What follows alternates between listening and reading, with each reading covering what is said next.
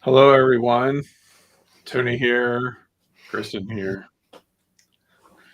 We're on different screens for the sake of the recording, but we're actually sitting next to each other.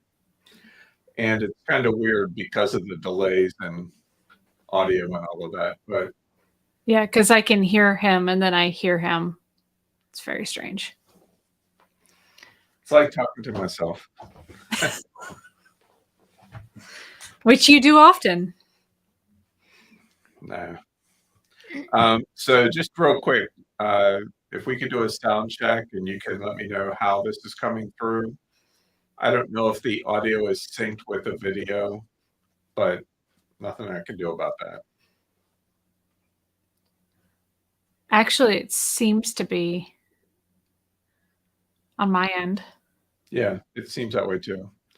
So if you could please let us know in the comments whether you can hear us clearly.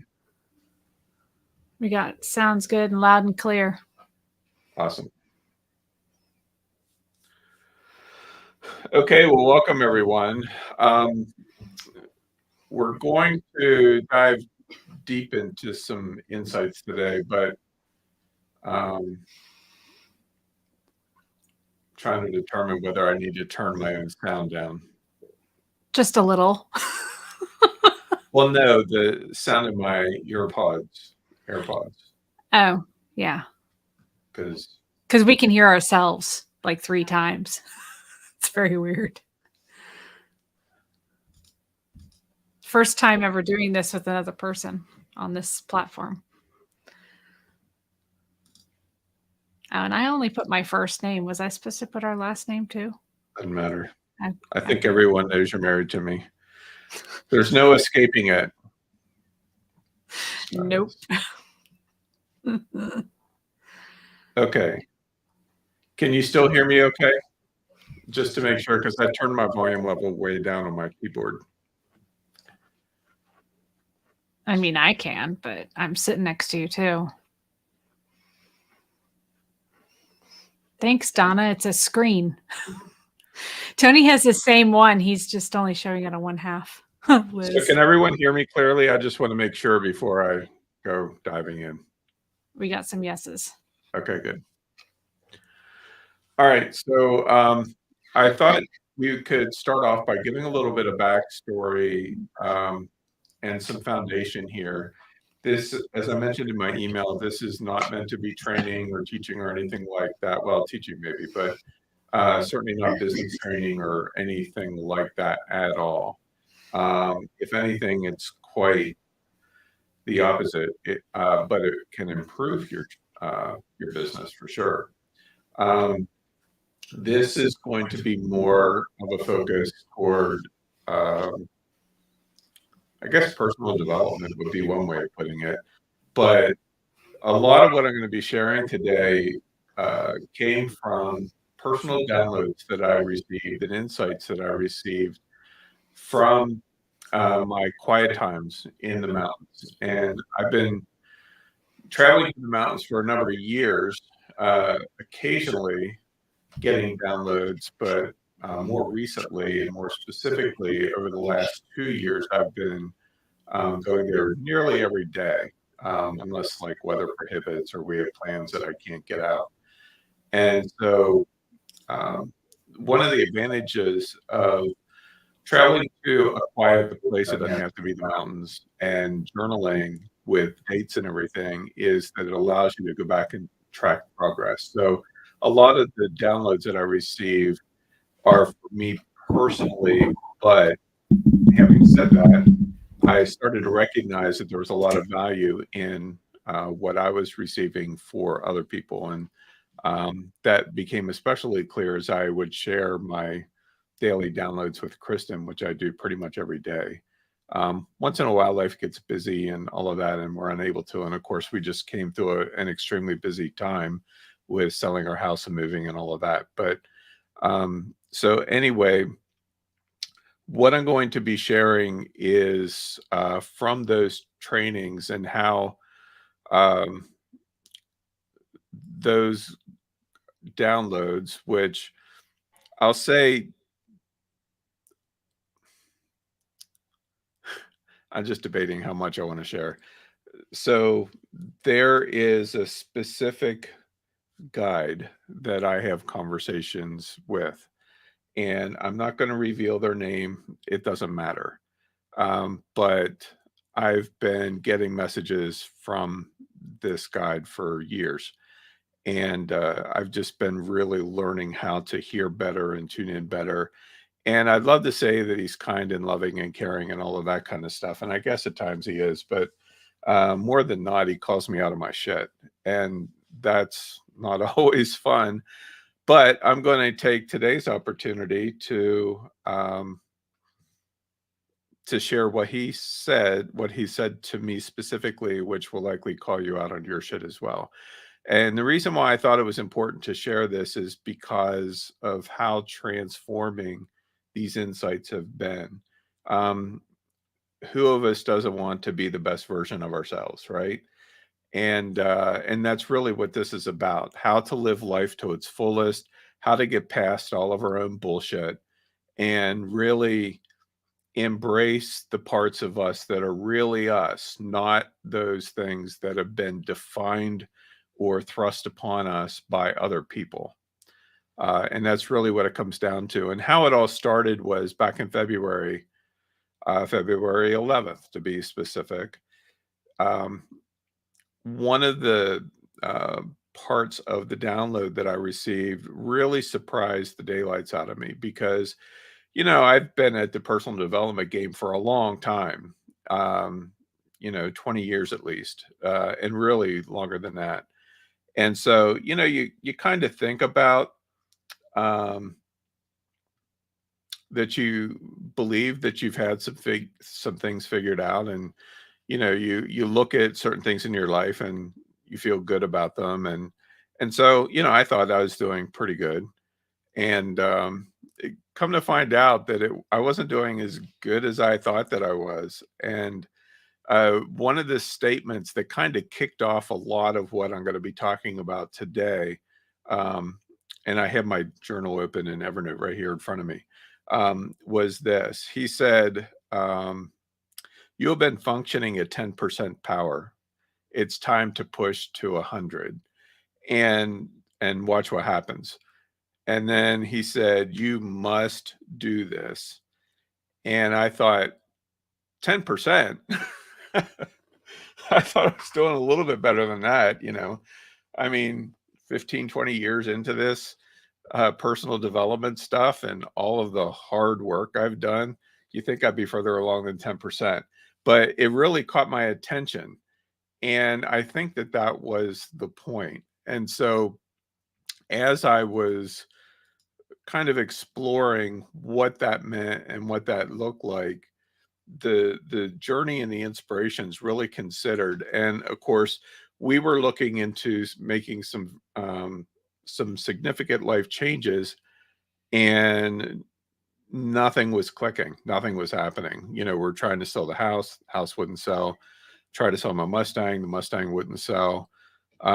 We were dealing with some crazy other financial issues that, even though we spent tens of thousands of dollars to hire professionals to help us, nothing was happening at all. And I was getting pretty darn frustrated, to say the very least, and wasn't really getting anywhere, quite frankly. And then I had this message that I received that really, I'm trying to find the actual location of it.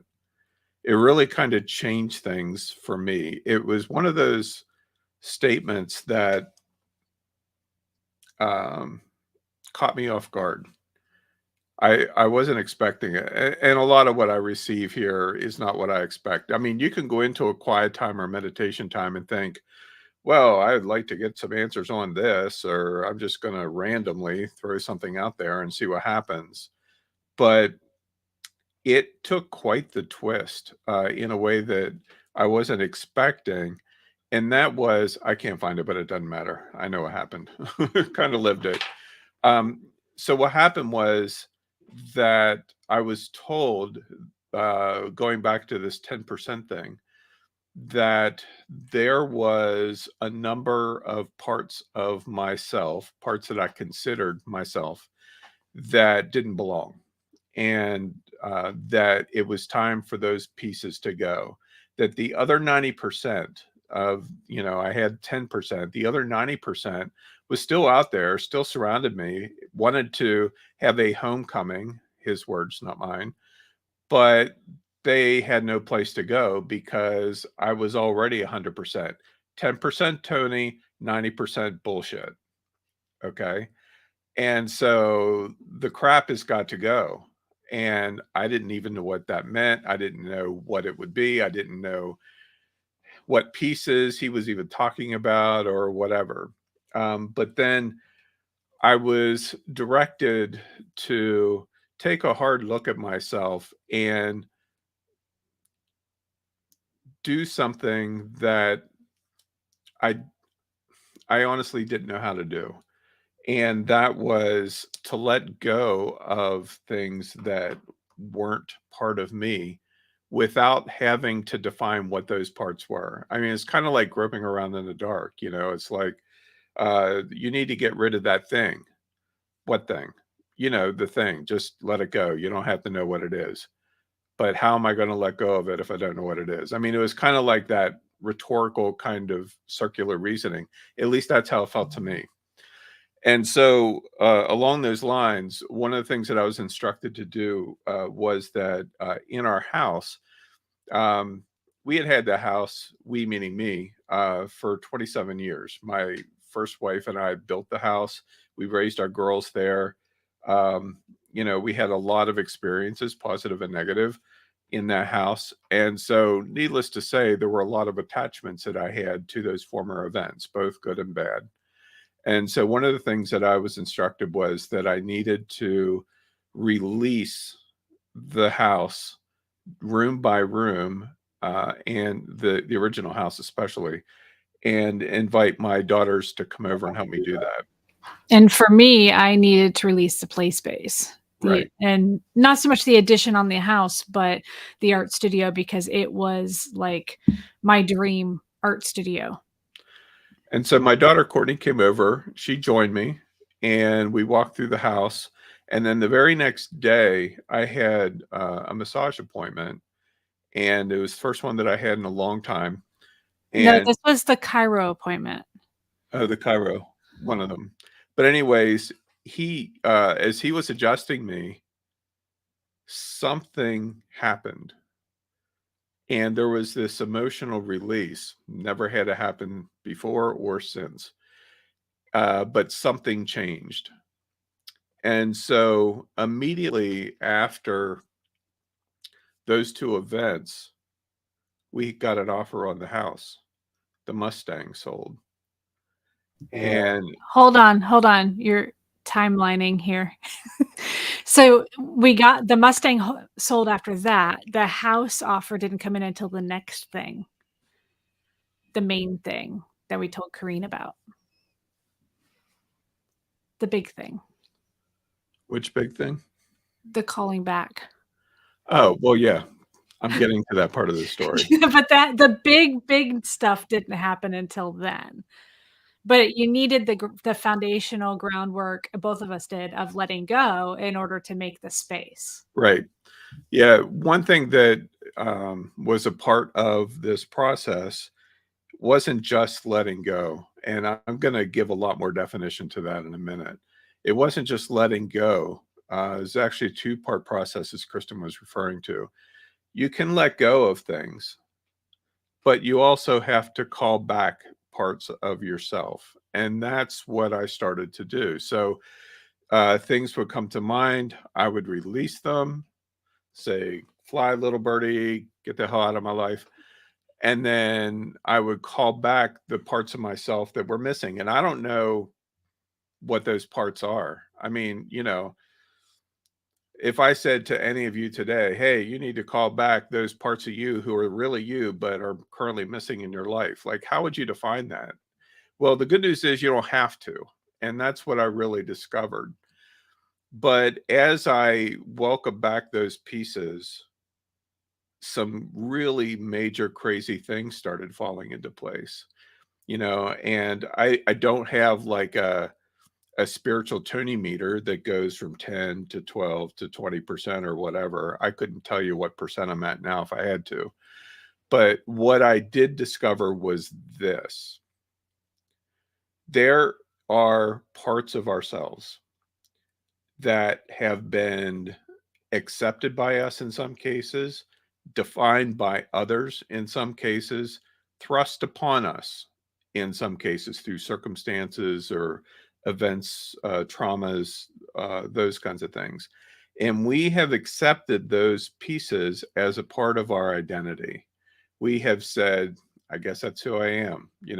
I'm not good enough. I'm not this or that or the other thing.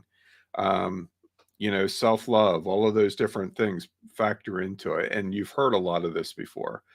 But what I didn't realize in the spin of it all was that even though there were things in my own personal life that were defining who I was, defining actions that I would take, defining habits that I had, all of those kinds of things, I didn't realize that they were just part of me. It's like you develop habits over time.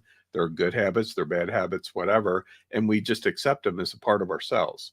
Problem is, they're not. They don't belong to us. We accept them. And so we will allow other people to define who we are. And it can be very innocent. They can be well-meaning. It doesn't, I don't want to take away from people giving you advice and you accepting it or not. Like one example that comes to mind is this gal that I dated for a while before Chris and I got together. Very well known in a lot of different circles, and an author and different things like that. And there was this one event that I had joined her in, and I was impressed by how the event went. And I remember her saying, "You know what you would be really good at? Like working with men, like professional men, and encouraging them in their business and personal life and all of that." And I thought, I could do that. I mean, it kind of makes sense, but it just never really stuck for me, fortunately. But it's that kind of stuff where we will allow other people to say, "Oh, you would be so perfect for this." And we say, "Well, hey, why not? I mean, what do I have to lose?" Your identity. That's what you have to lose, right? And we have to begin to recognize that we have so freely given parts of ourselves away to others in the name of carrying, providing help and all of those kinds of things for other people, or to not get them upset, or just because that's how we are. And the good news is that we don't have to give ourselves away at all, except for the parts that don't belong to us to begin with. Those we need to get rid of. And so, as a result, understand that we allow stuff like that to happen because it fills a need. And I know for me personally, some of those needs that needed to be filled was, I love to save the day. I like to be Superman, and so, I would set up scenarios where I would have to then rush in and save the day. Or maybe you grew up and not really feeling understood, or feeling like a castaway, or feeling like you weren't really needed. And so as a result, we do things so that we become the center of attention, or so that we feel needed, or so that we can get that thank you to somehow validate our self-worth. Hey, now I feel a little seen here. Well, you're right there in the second side of the monitor. Funny. Well, that center of attention bit, that was me. I wasn't thinking of you actually, but I was thinking of my sister, but but anyway, and so we do these things and they become natural to us. Like a really good example is my dad. Whenever my sister and I were growing up, I was interested in art, photography. She was interested in singing. Both of us still are for those things. And, whatever, I would draw, I used to get the copies of Pennsylvania Game News and then try to draw the animals on the front. So my obsession with animals ran way back. I would have been in, well, 8 or 9 probably when I was doing a lot of that. And I would, draw the pictures, and they were honestly pretty decent for a kid my age. And I'd go show them to mom and dad, and mom always just kind of nodded her head while she was busy trying to get dinner or whatever. And dad's default saying was typically, well, they're good, but you can do better. And for my sister, it was the same kind of thing. She would rehearse with him. Dad was a sound engineer, among other things. And so she would go in the studio and she would sing through a song, and he would say, okay, that was good, but you can do better. Let's do it again. And she would sing it again. Let's do it again. She would do it again. And on like this, to the point where we both ended up developing this view of ourselves that we weren't good enough. Now, did dad mean it that way? No. He was encouraging us in his way. He didn't understand how it was actually impacting us. I firmly believe that. And I've talked to my mom about that. But it doesn't matter what his intention was. It's how we perceived it, especially as younger kids. Children often don't have the emotional capacity to process, especially traumatic events, but even self-worth events and those kinds of things. And so as a result, we internalize, we suppress, we push down. And then you end up as an adult acting like a damn 6-year-old emotionally, because you don't know any different. You stop developing emotionally. And so it's important, first of all, for us to recognize that those kind of dynamics play out in our lives, whether we want them to or not. It's called life. The good news is that the 100% you, the 100% me, the 100% Kristen already exists. Like, I mean, think about this. What would 100% you look like? Like, if you had to really sit down and, think of only yourself, nobody else, no husband, wife, kids, family, whatever, what would 100% look like? What would you want to do? What would you want to be? What would you want to feel? What would you want to experience? What would you want to share? What would that look like? And it's important to ponder that, because that already exists. Now, you aren't that right now necessarily, because why? There's intruders that are taking up the spaces in what we think is ourselves. There's these pieces. And that was one of the big challenges that I was presented with was, Tony, it's time to call back the pieces that are you. It's homecoming time.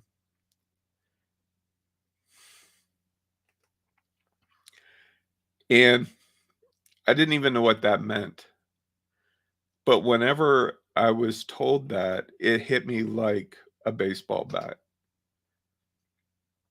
And I'm like, yeah, I want homecoming. I want those pieces of me back.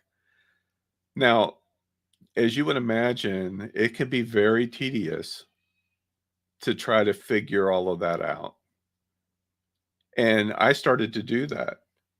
I started to think, okay, so where in my life did I go wrong? What did I do? Or what happened to me or whatever. And I started really pondering a lot of that. And my guide interrupted me and said, you don't have to do all of that work. You don't have to do all of that. You don't have to figure it all out. The how and the why don't matter. And I'm like, how can it not matter? It's what put it there in me to begin with. It's like, well, you'll never remember it all. Just acknowledge the fact that there are parts of you that don't belong to you. And if they don't belong to you, why would you want them? So just give them permission to leave. And then once you've given them permission, welcome the new pieces that are you into your life. And you don't even have to know what those pieces are. And I'm like, I remember one day as I was going through some of this, I'm like, what kind of voodoo craziness is this? I mean, it's just like, this cannot work. This cannot do what you're telling me that it's going to do. However, what I discovered, and as I shared this with Kristen, she discovered, and as I shared it with our housekeeper, she discovered, is that it works. It sounds like the regular thing, like we're taught in other disciplines, because it is very similar to a lot of that, where you have to forgive yourself and forgive others and all of those kinds of things. That's all true. You have to do it. And we can look at parts of ourselves that we've tried to hide from ourselves, hide from others for years and years. I want to tell you something. It can appear very painful. Fear is awesome at creating very scary smoke screens. But we are not designed or required to carry that stuff, and I found that as I've gone through this process for me personally, um, I'm constantly being called out. I forget things, it's like, and then something will happen and I'll go from, gentle, peaceful, metaphysical Tony to pissed off, ready to kill people in zero point 0.2 seconds. And I've learned now to say, what's that coming from? Because I don't want it. It's there because it just reared its ugly head, but I don't want it. So I release it. Now, you might be thinking, well, how do I know if there's something in my life that I need to address? That's where our emotions come in. One of my favorite authors, Greg Braden, refers to our emotions as, he calls them our emotional guidance system, because they're they guide us. And so you can tell really quickly, something will come up. You might be having a conversation with someone, you might be speaking. It's happened to me while I've been teaching live before. And I'll start to speak, and all of a sudden, this emotion comes up in my throat. And it's like, crap. Something is going on. Please don't let me have to deal with all of this publicly. But there it is. And a really good example is whenever we finished moving out of our house, Kristen and I set up video camera and sat down in these folding chairs, camp chairs. And we were talking about different memories of the house and what we're looking forward to moving forward and all of that kind of stuff. And I got this thought, of the one thing in the house that I'll miss more than any other. And it's just a simple little thing. And that is, in the dining room area of the old house, there was this closet, and the left wall right next to the closet, every time my grandkiddos would come over, from the time they were little, I would have them back up against this wall, and I would mark the wall and write their name and put the date on it. And so that happened over the period of 5 or 6 years or more. Obviously starting with Maya, since she's the oldest. And the idea of saying goodbye to that wall hit me a lot harder than I thought it would. I mean, we took photos of it. We bought a mobile growth chart kind of thing, and we did all the measurements and everything so that we can recreate that on the growth chart. But when we were live on video, I couldn't talk about it. I tried. I wanted to. There was a whole lot of pausing that has to be edited out, but I just couldn't speak about it. And so, but actually, blessing in disguise, I'm pretty sure the video cut off right before that, and that's when the camera shut off, and we didn't know it. Oh, so yeah, I think you've been rescued from all of the emotion. The camera did shut off early, and we didn't realize it. But anyway, so the fact that that emotion was there caused me to explore what that was coming from. I mean, you could say, well, you love your grandchildren, and of course that's a personal thing and blah, blah, blah. It wasn't that. That's easy. I do love my grandchildren. What it was related to was that our moving forward with going full-time RV and all of that, which we are still doing, having the house there and the grandkiddos marked and all of that kind of stuff, I've grown up very close to family. It's how I was raised. And that chart represented a family connection, not unhealthy, but controlling to the point where I tied my identity to that rather than, well, what will my family think if they find out that we're doing X or that I'm doing Y or whatever.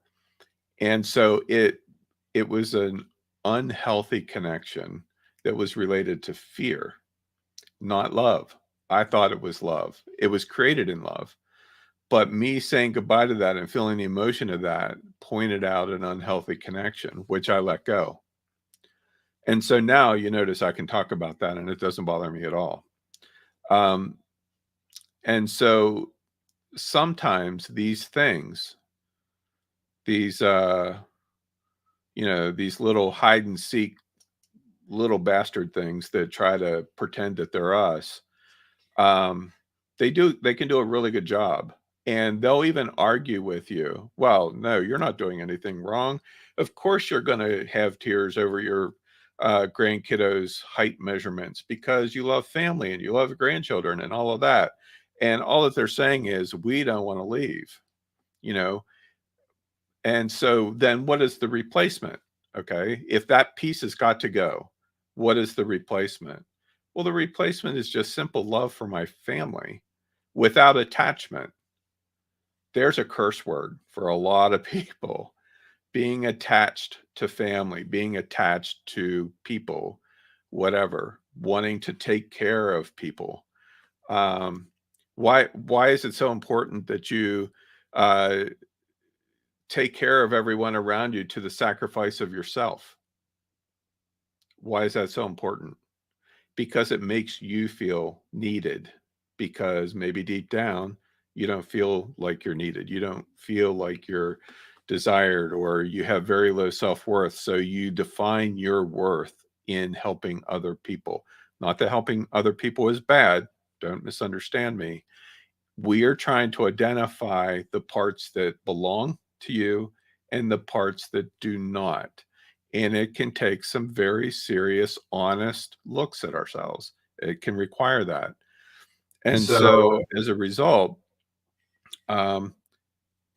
what happens in the process is we get to explore what life really is like as ourselves. And good news, as you begin to embrace those pieces that really are you and let go of the pieces who aren't you, that's when the magic starts. And that's when we really started seeing some super crazy things happening in our life, where we were pounding a brick wall over and over and over again. We couldn't do, it's like no matter what we did, no matter what we tried, nothing would break free.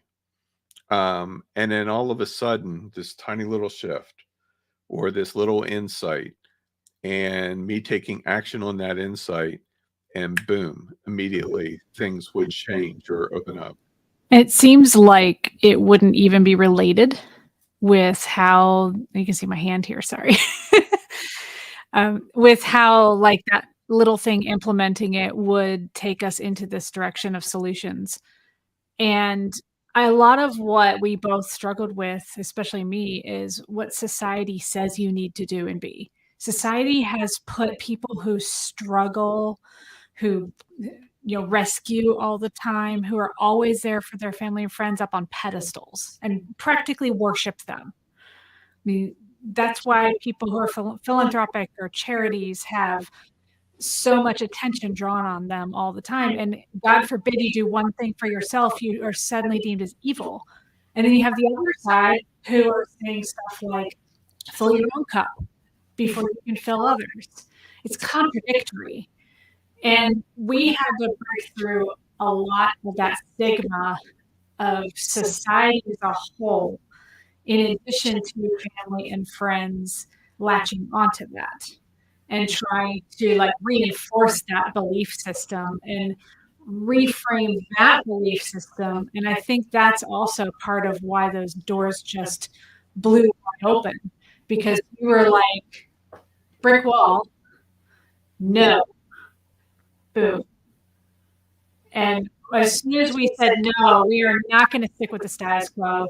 We are not going to be, holding ourselves up on a pedestal as look how great I am. I'm sacrificing for my family, which honestly, I've always struggled with because I don't really have much in the way of family. So I'm like the opposite of that spectrum. Like, why should I care about people? That's something I'm learning.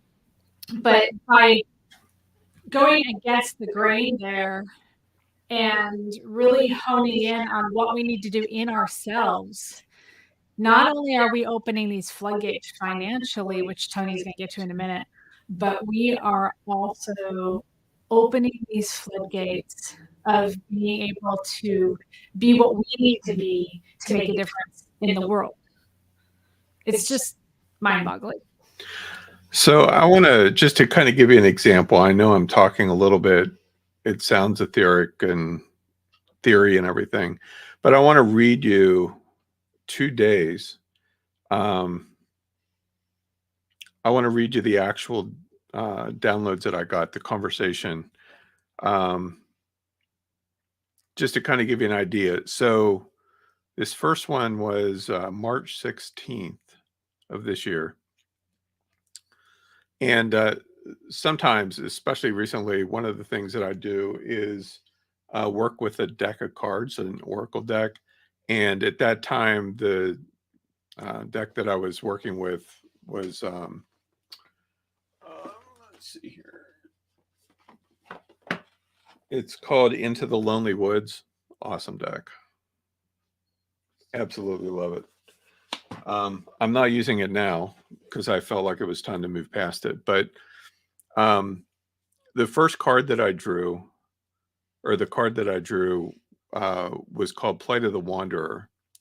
And the download that I got from my guide said this: there may come a sleepless night when you must walk with your troubles until they feel larger than you can continue to carry. Or actually, this is the definition of the card. I'm sorry. There will come a night when the journey has taken you so far that you feel the burdens of your needs must be laid down and you must free yourself from them.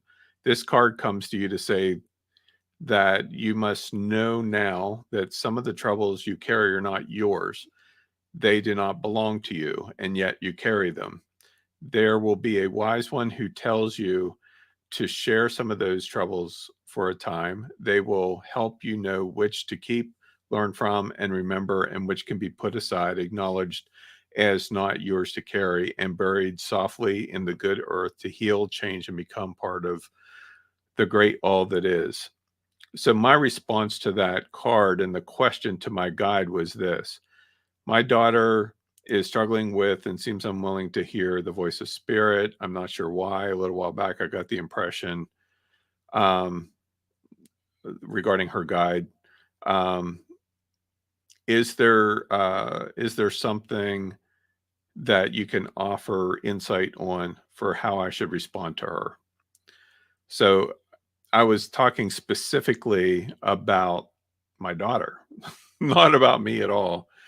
And my guide said, you already know the answer to this, and today's card confirmed it. You're trying to carry things you shouldn't be. Yes, you're the father to your daughters, but that doesn't mean you should carry them spiritually or try to fix them.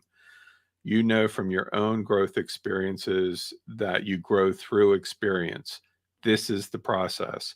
Now is a critical time for her, and she's reacting from pain. Don't take it personally. Don't try to fix it. She will figure it out. Just be there to encourage her. You can trust her. And then he went on to say, being 100% Tony, and this is key. Being 100% Tony means it's all you. Carrying someone else is not part of it. For the percentage you carry others, that's the same percentage that you cannot be you. Let that one sink in. Stay true to your own path, unencumbered with those things that aren't yours to carry. Not carrying the needs of others doesn't mean you don't care. Quite the opposite. It means that you can serve them better and more clearly. Hold a releasing ceremony to let go of all that isn't you. Find which crystals are best for that, as well as smudges. I will guide you to what you should no longer carry or hold on to as yours. So I went through that. That was on the 16th. I went through that and I did the releasing ceremony and everything. The 17th, the next day, I drew this card that said to walk the lonesome road. That was the name of the card. And my guide said, I know this has been quite the journey of discovery for you, and you have greeted it head on and have done the necessary work to evolve. The art of becoming isn't always exciting, but it is always beneficial. And the more unencumbered you become, the more you see and discover. There is a purity to the process that is both transforming and revealing. It requires courage to walk the path you're walking, even though it can be a lonely, challenging journey. You're not alone. I am here with you and always have been. Please recognize that we are just getting started. And here's another really important point. And this process isn't just about you working through your shit. The majority of this journey is the crazy fun stuff you unlock access to as you put in the work. So this isn't all about, getting rid of crap all the time. It's also about accepting and welcoming in all the cool stuff, right? Which is good news. You're beginning to see the beginnings of the fruit you will bear. It goes way beyond what you can imagine. Doing what others are unwilling to do yields results that others will never gain access to. And as you have seen, the more you release, the more you want to release. Be proud of yourself. Continue releasing anything that isn't you. Only carry what is yours to carry, and your path will be easy and burden light. Draw a second card. So I did. And the second card was called The Ending That Opens Up the Space for the Beginning. And the meaning of the card, let's see, says, you finally came to that place after so much grief and denial that it would be better for you to let go than to continue to hold on. And so you did. You watched it leave, and it never once looked back at you or returned to your hands. Then you began to find a way back to self, the self you lost when all your energy was poured into the need to stay connected. A beginning is on its way, made more magical and beautiful because you have made space for it. The self that held so tightly had no space to receive. Now you know that when you let go, space is made, and into that space will walk the wonder. So it was interesting. I had never read this card, and it was interesting how it almost verbatim confirmed things that I was told months ago through my own guide. Now, here's what's really interesting. Those 2 days, the releasing ceremony the previous day, and then this latest insight on the following day. While I was getting this download, I received a notify on my phone of something that it was basically a shot in the dark kind of thing that I had applied for months ago and had pretty much given up that anything was going to come of it, had no idea one way or the other.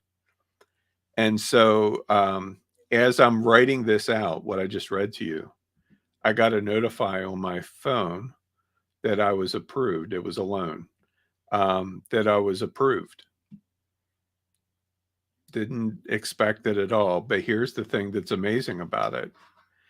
It went from zero information for months, and what am I going to do, to approved while I'm being told about focusing on the crazy fun stuff, and it was $495,000.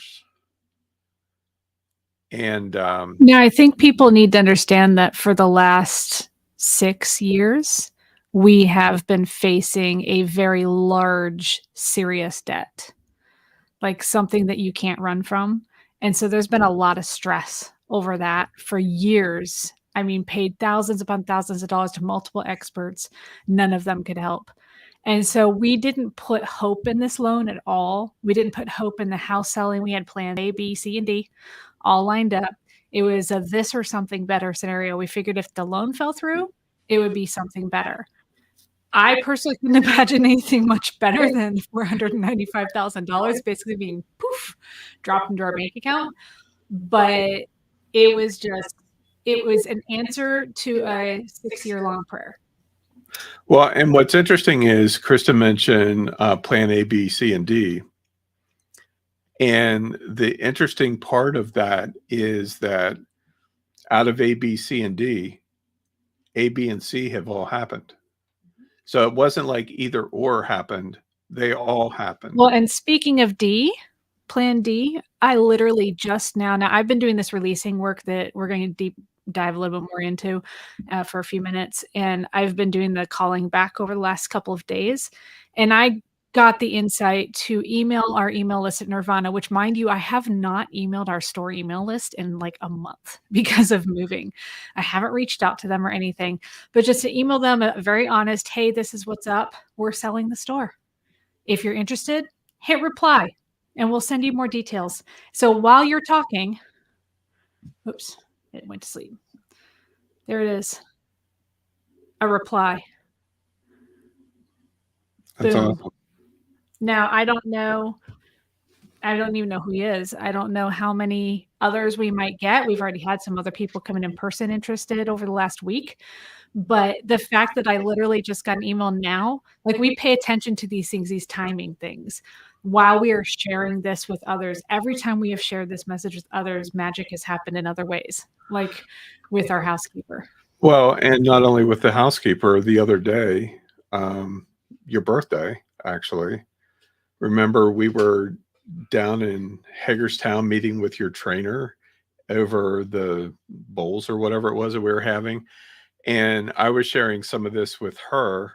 And as I'm talking about how it works and how the money will just click in, and that's been our experience, and we're not special, so no reason why it wouldn't happen for you that way. Speak for yourself. I'm special. I get this notify on my phone saying, hey, hope you're enjoying your loan. We want to give you more money. And if you like it, just hit reply. Now, I'm not going to, because frankly, we don't need it. But it's just really weird, crazy stuff like that happening. One of the things that I will encourage you is it is utterly important to listen. And by listen, I don't mean just have 5 minutes of quiet time while you're going to the bathroom or whatever. I mean, and I don't even necessarily mean having quiet time where you can meditate or journal or whatever, although I'd recommend that. But what I do mean is there are messages all around us. And that's one thing that I've really learned. One of the things that I do and I write down literally every day is the animals that I encounter on my journey to the mountains every day. And so you might think, well, you're heading to the mountains, so obviously you're going to see animals. No, not necessarily. There's been more days than not, it seems, where none show up. And I actually asked my guide about that, and what he said was that animals are messengers. Animals are messengers. They will show up when you need to see them. They will not show up otherwise, except for like your random sparrows and stuff like that show up all the time. Or, you might have random pigeons outside your window that entertain the cats. But beyond them, Yeah, Like this doesn't count the animals you live with or that think they live with you. Me driving through the mountains doesn't guarantee that I'm going to see lions, tigers, or bears. Oh my. And so what I've learned is it's kind of like a living oracle of sorts whenever I go to the mountains. So if I see an animal, I write it down. I have definitions of what all of those animals can signify, and I pay attention to them. If something randomly catches my eye when I'm out driving or whatever, I pay attention to it. If a random thought pops into my head or somebody says something that just feels like a connection, I pay attention to it. I write it down. It sounds obsessive, and maybe it is, but one thing that I can tell you is the answers that you're looking for surround you. They are talking all the time. It's just that we're deaf or we're blind to a lot of things because We're we love distracted. we get stuff out of some of those negative things that we hold on to. That's why they're still there. And so, our friend Therese has this saying that is incredibly powerful but simple, that says that what people can't get legitimately, they'll get illegitimately. Meaning that if you're not feeling love, you're going to create scenarios where you get love. It might be bastardized love, but you're still getting that attention. You're still getting that need. The problem is it isn't going to fill because that need don't belong in you to begin with. And so this really can spread a lot of directions. Like, for instance, an insight that I just got the other day that I shared with Kristen is that, sometimes we have conflict with people and we see them, we just don't click, or maybe there's been bad blood, so to speak, or whatever. And so we see that person as bad, or that, well, I just don't want to be around them, and probably vice versa. But we never really mind into why that happens. And the insight that I got was really simple but profound. And that was that each of us have parts that don't belong. We each have pieces that don't belong. And we should hopefully be in a process of letting those pieces go. But if there's conflict, in most cases, that conflict is happening because pieces that the other person hasn't let go are conflicting with pieces that you haven't let go. It's not you, it's not them, it's the parts that don't belong. And whenever we can recognize that, it kind of shifts our perspective into a level of compassion toward other people, realizing that they're on the same journey that we are, and there's some things that they just haven't figured out yet. And so from that perspective, even if they just drive us freaking insane, it gives us the ability to provide grace, because Lord knows we need it, right? For our own parts that we haven't let go of yet. And I'd love to say that I've arrived to 100%, Tony. I have not. I feel like in some ways that I'm much further along over the last few months because of all of the ways I've been challenged and all the stuff that I've let go. I'll probably find out tomorrow that I'm now at 12%, Tony, instead of 10.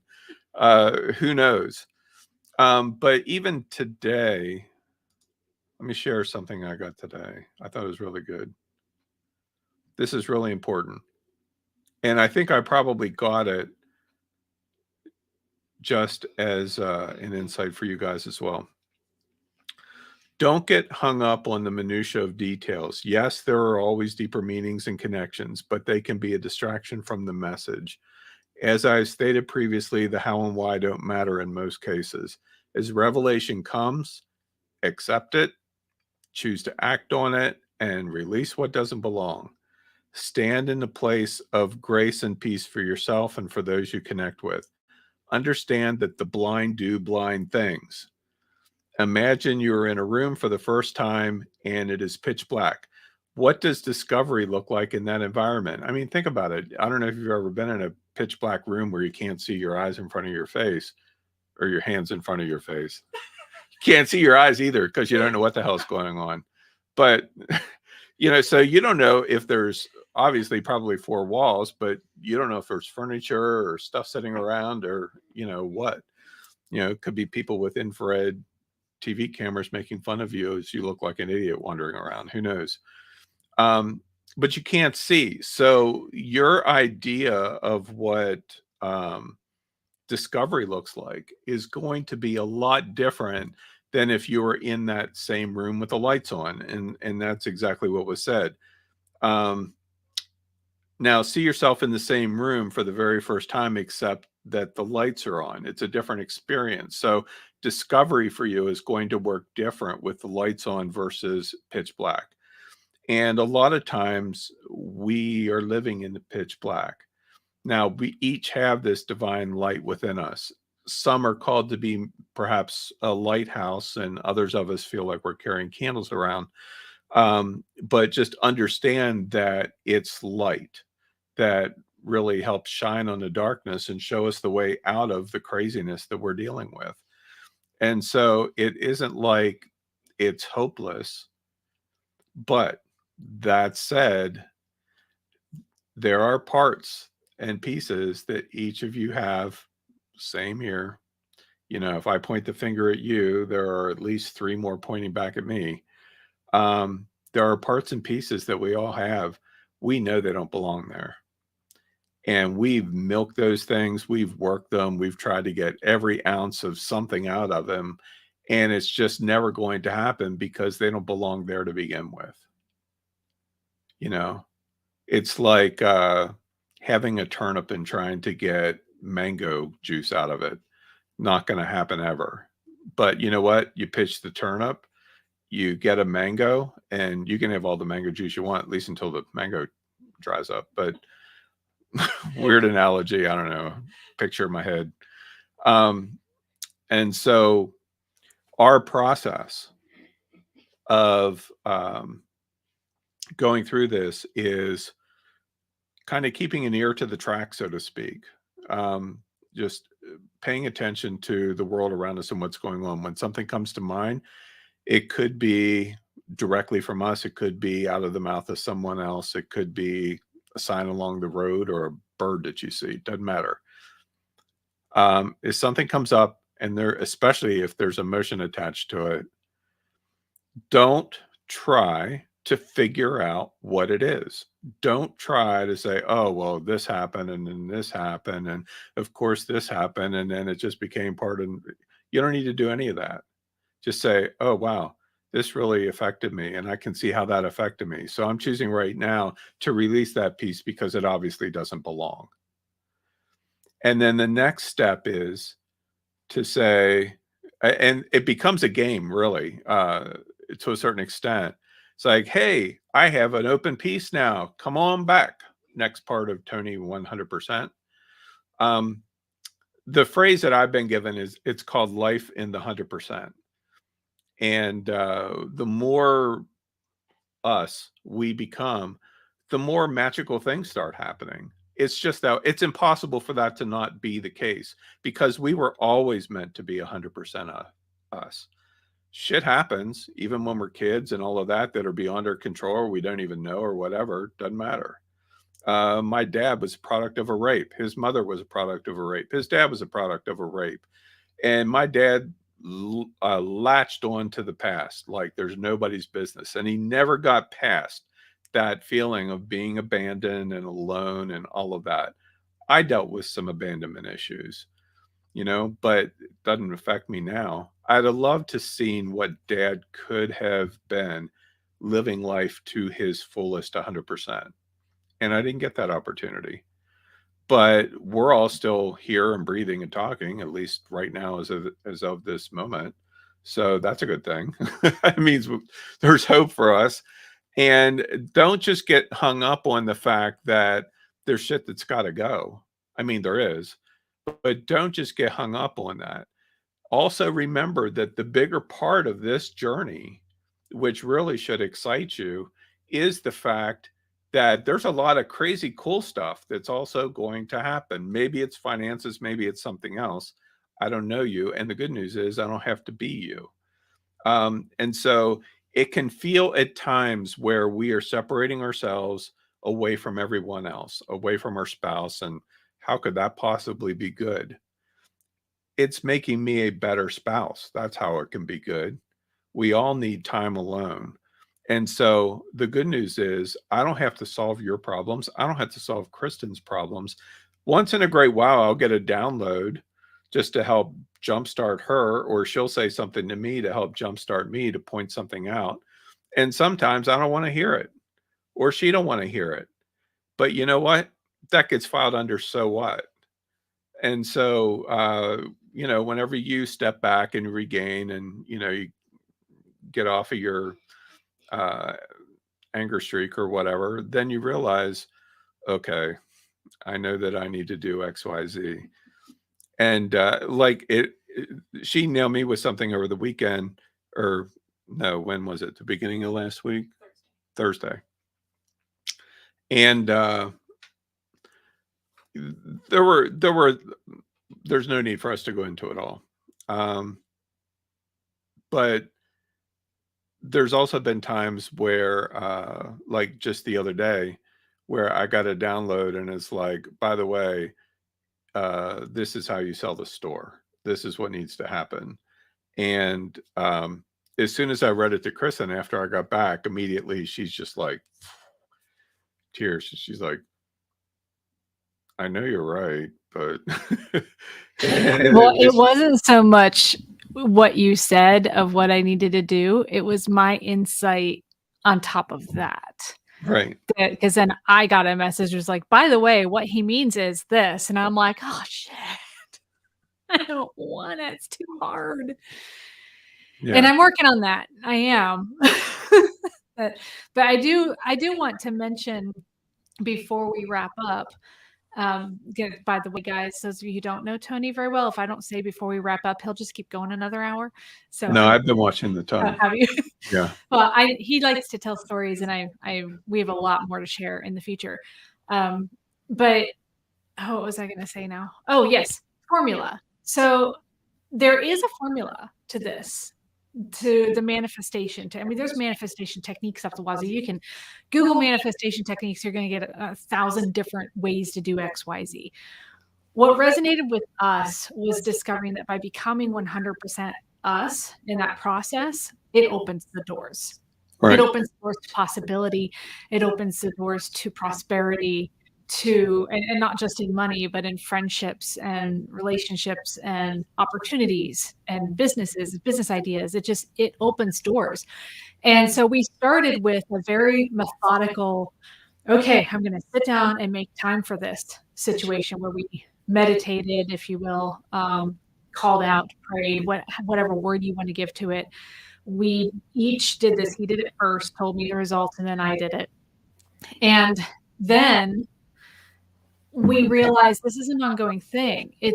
That helped tune us into a frequency of being able to recognize when something came up that we needed to let go, and recognize when we needed to start filling that void with something of ourselves calling back, not just something calling back or something calling, oh, okay, fill the void, but of ourselves. That is very key and very important. That has to be a piece of us.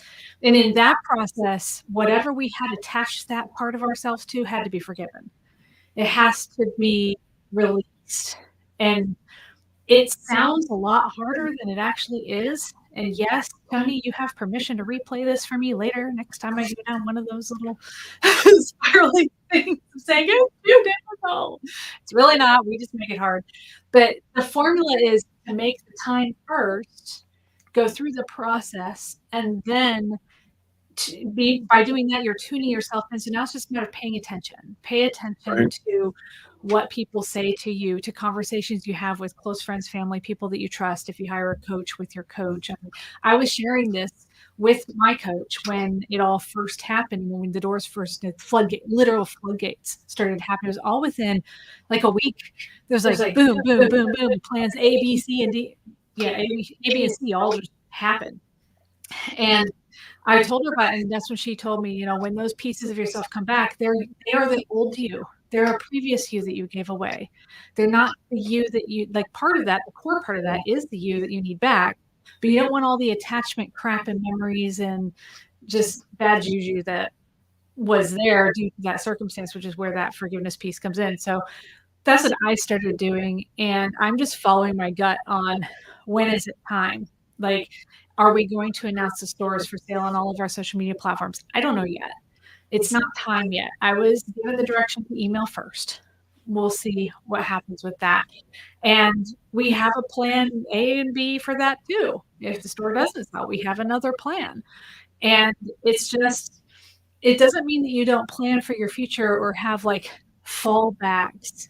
It's this or something better. And that's probably a whole nother topic conversation about how this or something better really works. Because I used to think, oh, well, if I have a plan B, then I'm expecting plan A to fail. And therefore it's going to. When no, that's actually not the case at all. It's believing this or something better. So with that, do you want to tell them what we're doing moving forward with this whole podcast thing? Why don't you share some of that? I'm going to share some of that? Okay. Yeah. So we've been giving a lot of thought and discussion to it over the past day, literally day. We have a mantra, everything is written in chalk. So any ideas that we come up with, everything ends up written in chalk. This podcast and Unscripted Magical Podcast will continue. It may not be structured. It may not be weekly. It's going to be kind of as things come up. It's going to turn more into a freestyle conversation, which this kind of has been, but without necessarily a specific topic or focus. We're going to follow the path of, or the formula, for lack of a better term, of some friends of ours on YouTube that we do follow that do podcasts on YouTube. However, the stuff in the Library Chronicles is meant for people willing to have skin in the game. And the stuff in the Library Chronicles is meant for a small, more intimate community. It's meant for people who will actually take action on what is shared. And so therefore, we, I guess, officially made the decision before going live here that the Library Chronicles type information and the really deep dive personal growth, metaphysical stuff is going to be underneath the brand Magical Bear. And we're going to start a Patreon for that. So everything will be hosted in its own little capsule. It'll be a close-knit community. Those of you in Tony's Expert Media Hub and community, it's similar to that, where you have the Expert Media Community app. You'll have a Patreon app. You may already be familiar with Patreon and how it works. But you'll be able to message us privately there, talk with each other, and we'll also be able to share content and information that's on a much deeper level than even this is. So this is kind of our introductory, feel it out, see how the tech works and all that, see how we want to move forward. And we've made the decision that it will be, most likely, it's going to be a paid platform, the Patreon one. Not expensive, don't worry, it's not going to be crazy, but what was there's more reasoning behind it than just skin in the game. Well, the one reason is because it was just simply what I was told to do. One of the things that, as we were kind of pondering this, I kind of felt a little bit of like, we decided to move forward with this today, which we almost didn't, honestly. But we decided to move forward with it today because I committed to it and I said we're going to do it. And I believe in being a person of my word. And so here we are. But there was this underlying something, and I wasn't sure what that something was. And so this morning, while I was in the mountains, I actually asked about it, and very specifically. And the message that I got was, I'll just read it to you. I have it right here. A light in a vast space at night will illuminate little. It will attract insects, moths, and creatures that lurk in the darkness. However, a light in an enclosed space illuminates all those who are in the room in a controlled and predictable way. Create a safe space and illuminate it. You will be most effective in that environment. Now, I'm not saying that y'all are like insects and bugs and moths and stuff. But I did get the very distinct impression from that this message is something, because of I'm called to be a light bearer and things like that, and I have been for a long time, that it's my responsibility to guard and protect that light, and that it's not just for anybody and everybody.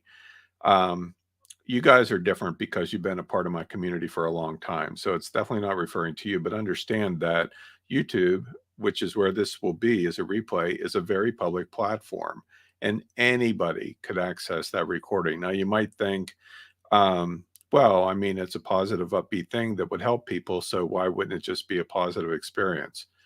If you think that, you haven't been around people enough, because there's a lot of people out there who are very much less than positive.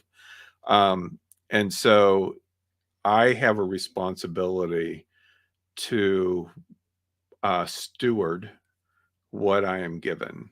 And the best way to do that, especially in this case, is in a controlled environment. That way we can all benefit. In an enclosed space, in this case, Patreon, or it could be another platform, who knows? But right now we're leaning toward Patreon.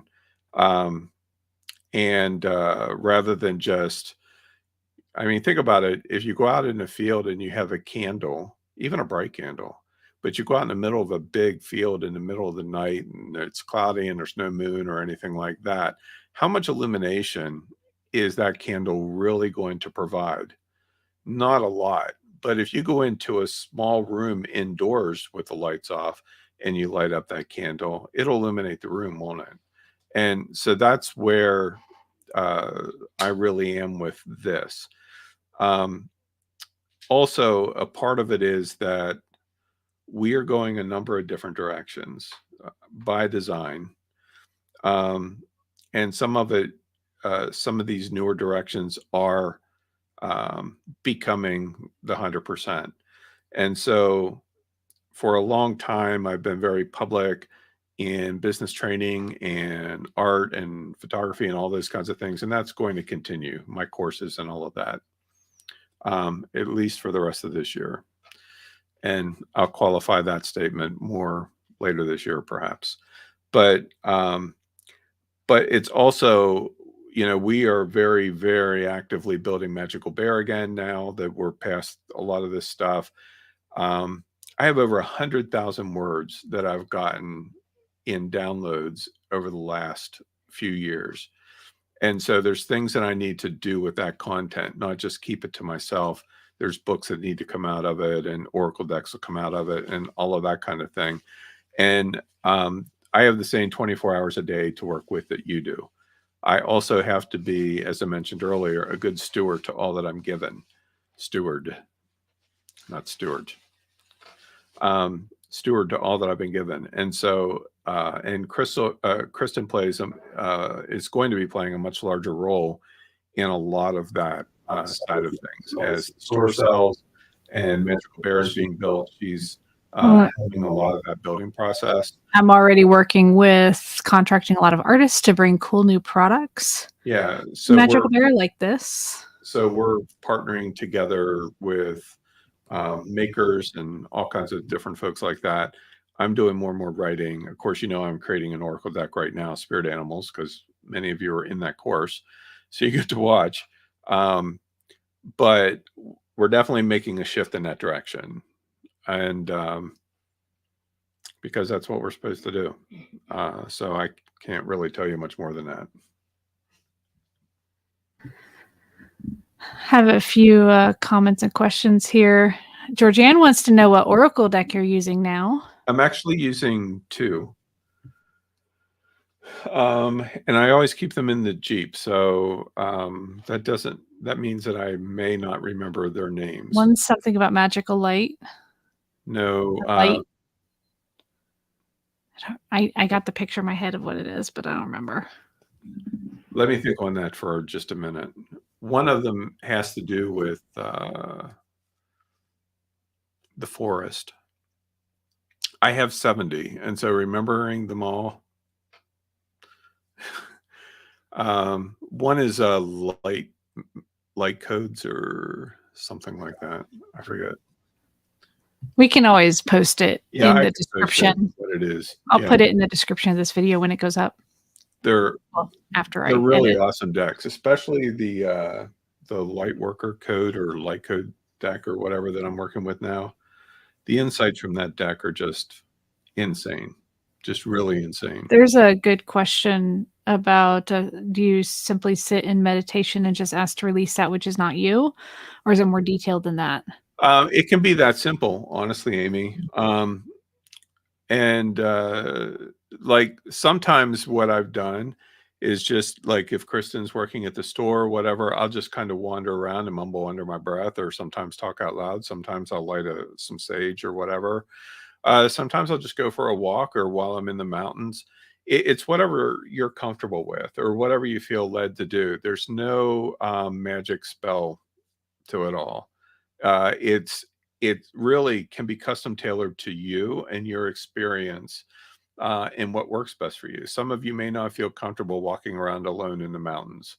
You know, it may be setting out on your front porch. It could be whatever. And so it really comes down. But the one thing that I will say is don't overcomplicate it, because you can get hung up on the detail and then never actually get around to releasing it, because we all tend to do the rabbit trail thing or get sidetracked, or if you have young children, which I think most of you don't, but maybe you're babysitting grandbabies and you're just about to that point where you're ready to release, and then you get interrupted, and I need dinner or lunch, and then you got to go do that, and then it's gone, right? And so it doesn't have to be a long drawn out process. It can be very, very quick. That's one thing that I'm learning now, is that if something pops into my mind, just right there, right then, unless I'm in a crowd of people and don't want to look like a weirdo, I'll just say, oh, okay. I am choosing to release this, whatever it is. Right now, I recognize that you're not a part of who I am. So I say goodbye, I release you, and I welcome in the part of me that belongs in that vacant space, or whatever. I change it daily. There's a lot of the times when we're just walking around, we see something that will trigger a memory. And sometimes those memories are loaded with emotion. And that's what to pay attention to when that emotion hits. This isn't something that has to be overly complicated. I mean, I've started doing my more focused time in the mornings while he's in the mountains. I have been waking up a little earlier with the sun, which I like this time of year because of that. And Taco Cat always comes and cuddles me. So I've used my cuddle time with the cat to talk to her and speak out loud, things that come to mind that I need to release and let go of, as well as doing the throughout the day thing that Tony just mentioned. It's not even something you have to speak out loud. It can just be all up here. I think speaking out loud gives it a little bit more power, but you can still do it all in your head if you're in a very public place and don't want to look like you're just wandering around talking to yourself. Right. We have enough people that do that downtown. And not in a good way. Not in a good way, unfortunately. Ganti asks, how do you distinguish the download from your active thought process and your active mime? Great question. And the answer is, for me, I just know. It's like it's kind of like how you come to learn a friend's voice just by hearing it. But if you met them once or twice, you may not recognize it. Could be familiar or not. For me, it started a long time ago, in a different kind of scenario where I've shared this story before. I think it was whenever I was in Bible school, which is back in the mid 80s. And I was attending Rhema Bible Training Center back then. And a lot of my classmates, when we're all sitting around chit-chatting and stuff, they're all talking about hearing God's voice and all this and that kind of stuff. And I didn't know what that was like. I never heard God talk to me or anything like that. And so I was living in this hotel room at the time, because I didn't have a place to live. Or no, I was actually in my studio apartment by then. And I made up my mind this one day that come hell or high water, I wasn't leaving the room until I heard God's voice. And I spent hours and hours praying, crying, screaming, acting like an idiot, doing all those kind of things, begging, why won't you talk to me, whatever. And I finally wore myself out. And I remember laying on the floor, and all of a sudden I heard this voice in my head, because I wasn't thinking anything. I was exhausted. I heard this voice in my head that said, "Are you done yet?"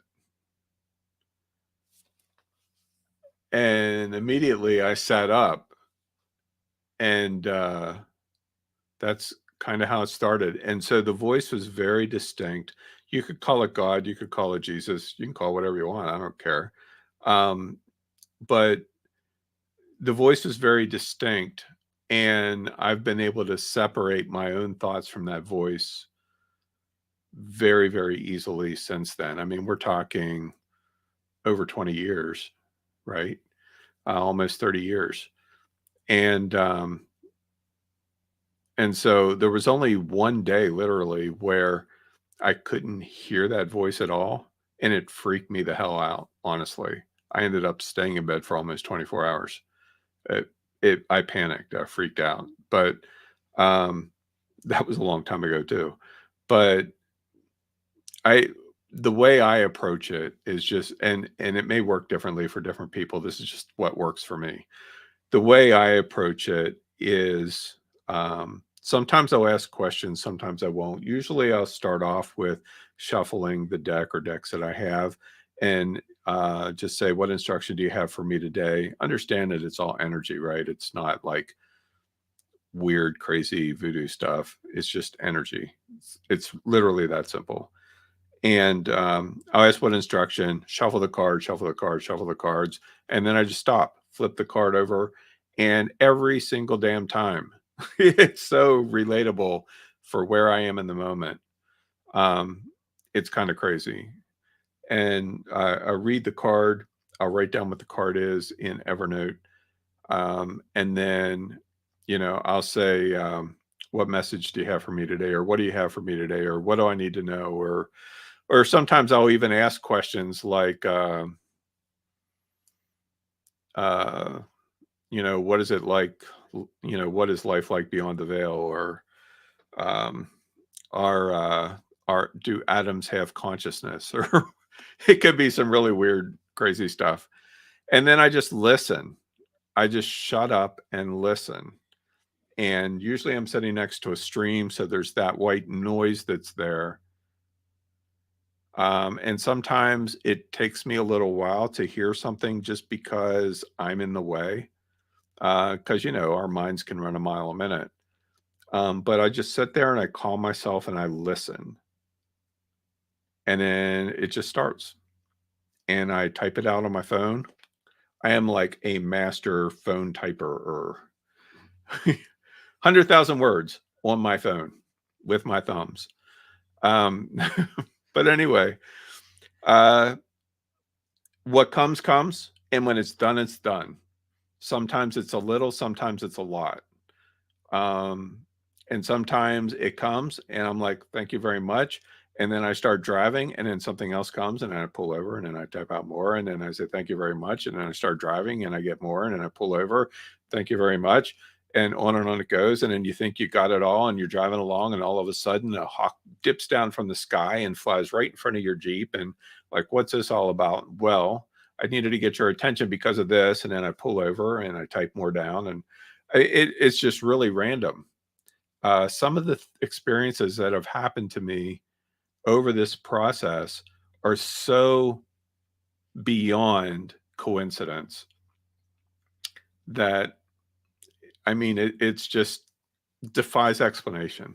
Yeah, and sometimes we actually go to some of our trusted sources, coaches, people that we trust, and listen to something they have to say. And I kid you not, more than a half a dozen times, what they have said has been word for word what he already wrote down.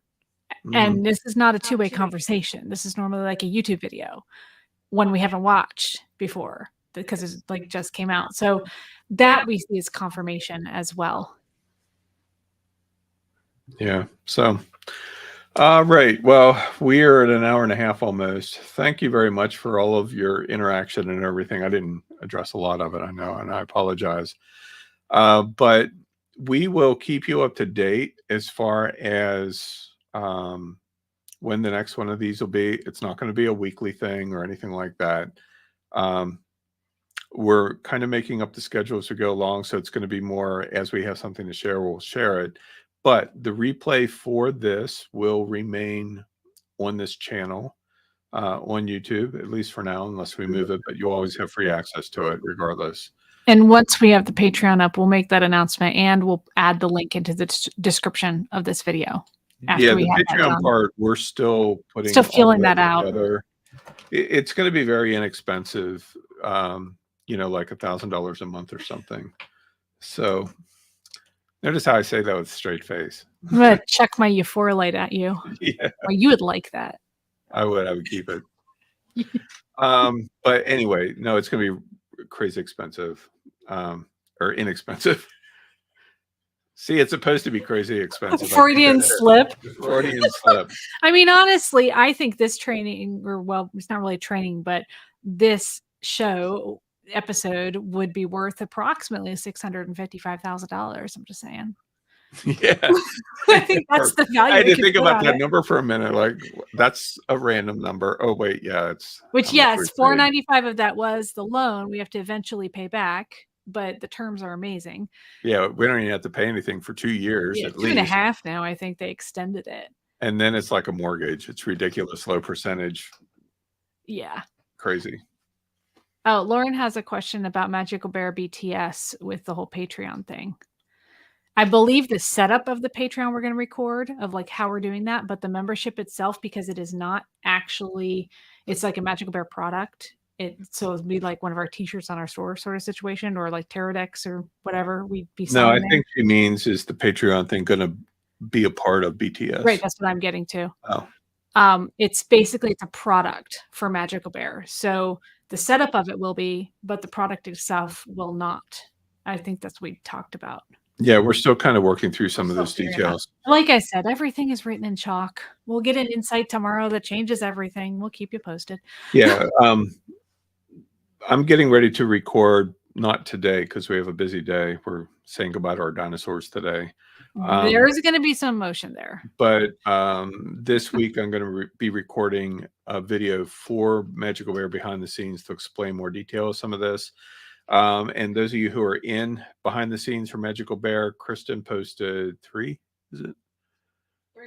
or 4 videos up there just within the last week that you're definitely going to want to check out. Yeah, I've been working a lot on like sourcing for our new products and working with our different artists and the design and stuff like that of some of our products and why I came up with that design. And so those are all in there, and redoing practically all the website branding. Yeah. Oh, and today we got the official certificate for the bear logo, trademarked. Did we? Yeah. By email? Yeah. Awesome. So that's cool. Because there was a video about our trademarks too in the process there. Yeah, trademarks are taking a year right now. And it's maddening. And one of them we had to start over. Yeah, one of them we had to start over for our tagline. Year. That meant we had to come up with a new tagline and another $1,100. So anyway, I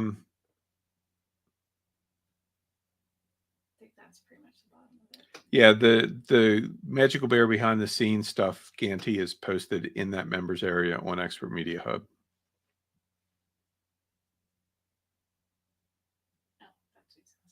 Yep. All right, folks. Well, thank you all very much. You got to look at, my attractive mug for the entire time instead of a bunch of slides, and Kristen's, of course, which she's much more attractive than I am, but hey. Aww. And I'll double your salary. Yeah. I'll pay you to say that. 1,000% of zero. Yep. I don't know. I still think that in your phone, I'm going to change the name to Sexy Specs. Okay. Whatever, they don't need to know that. On that note, goodbye from me, Sexy Specs, something and ridiculous. Kristen, and we will talk again soon. See you guys.